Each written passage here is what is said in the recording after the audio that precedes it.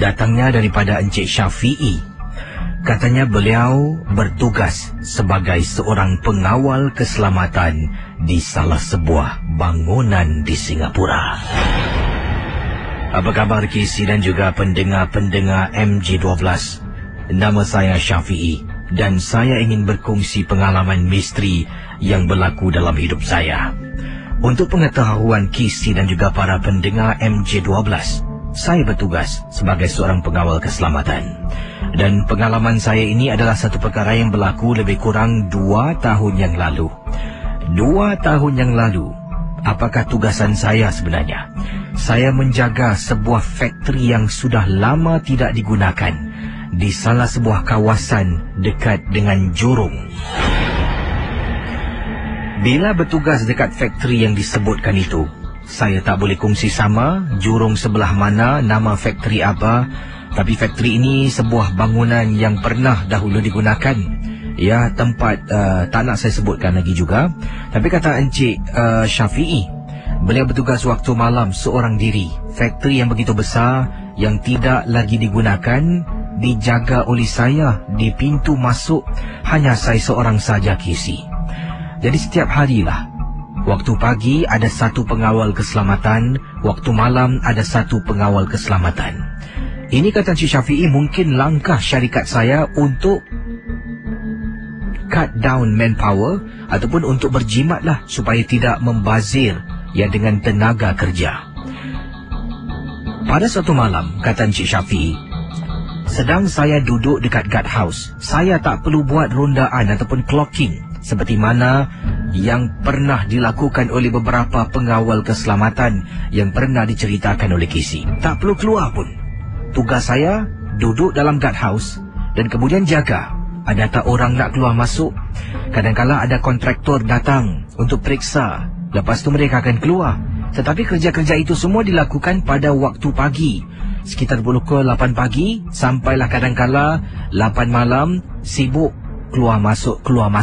Tapi selepas 8 malam selalunya bangunan itu tidak lagi digunakan, ia akan sunyi sepi. Jadi harus saya menjaga daripada dimasuki oleh pendatang-pendatang yang tidak diinginkan. Jadi para pendengar Ria 897, kata Encik Syafi'i, ketika saya sedang duduk di kerusi dalam guard house, saya terasa sesuatu yang tak kena. Saya keluar. Bila keluar, saya dongak dekat atas. Ternampak di langit bulan mengambang penuh. Bila nampak bulan mengambang penuh, tiba-tiba meremang bulu rumah KC. Terasa kesejukan. Saya pun masuk balik dalam guard house. Guard house-nya tidaklah begitu besar. Saya masuk, duduk balik dekat kerusi saya dalam guard house. Sedang saya duduk, main kerusi itu, ya, seolah-olah macam rocking chair. Ke belakang, ke depan, ke belakang, ke depan. Tiba-tiba pintu guard house terbuka dengan sendirinya. Mungkin kerana saya tak tutup betul dan ia ditiup angin kencang. Saya bangun dan tersentak sebelum itu kerana terdengar bunyi hentakan pintu yang terkena pada tembok dalam guard house. Saya bangun. Bila saya nak tutup pintu, alangkah terperanjatnya KC.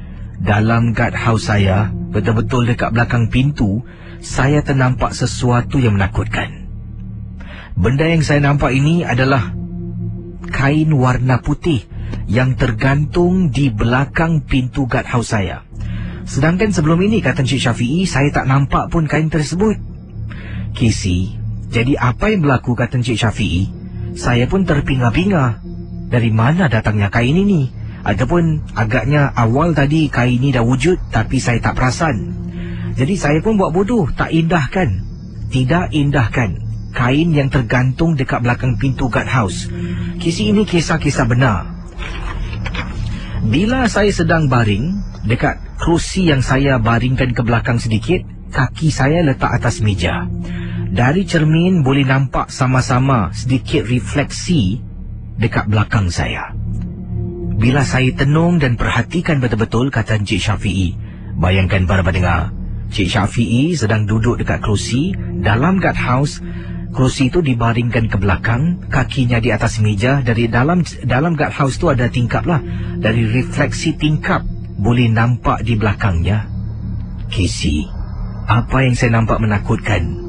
Kain putih itu mula mengembang seolah-olah ada benda yang tumbuh macam ada manusia orang di dalamnya. Saya tengok makin mengembang, saya tengok dah lain macam ni. Jadi, kata Encik Syafiee, saya rasa takut. Dengan segera, saya bangun, tak tengok dekat kain tu. Saya keluar buka pintu, tutup pintu, diri di luar dan isap sebatang rokok. Setelah selesai isap rokok, saya tenung dekat dalam guardhouse. Casey, belakang pintu, Casey, macam ada orang sedang berdiri. Saya nampak betul, benar-benar saya nampak macam ada orang sedang berdiri. Saya kemudian keluar. Bila keluar, ada 2-3 Bangladesh sedang jalan. Saya panggil, Baya, come here. Mereka bertiga itulah datang menghampiri saya, tanya kenapa. Saya kata, tolong saya boleh tak? Dalam guardhouse ada orang. Jadi kami berempat jalan ke guardhouse, cuba buka pintu, tak boleh.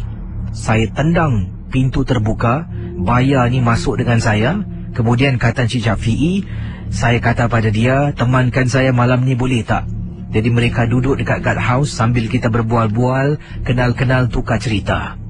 Dan kata pekerja-pekerja Bangladesh ni, apabila saya tanya, mereka kata mereka dah selalu lalu lalang dekat sini. Dan salah seorang dari mereka pernah nampak ada perempuan selalu akan berdiri pukul 7 malam sekitar waktu maghrib dekat tingkat 2 factory yang saya jaga ni.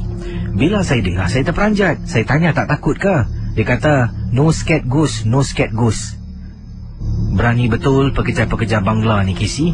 Itulah pengalaman saya dari Encik Syafiee. Selamat tengah malam.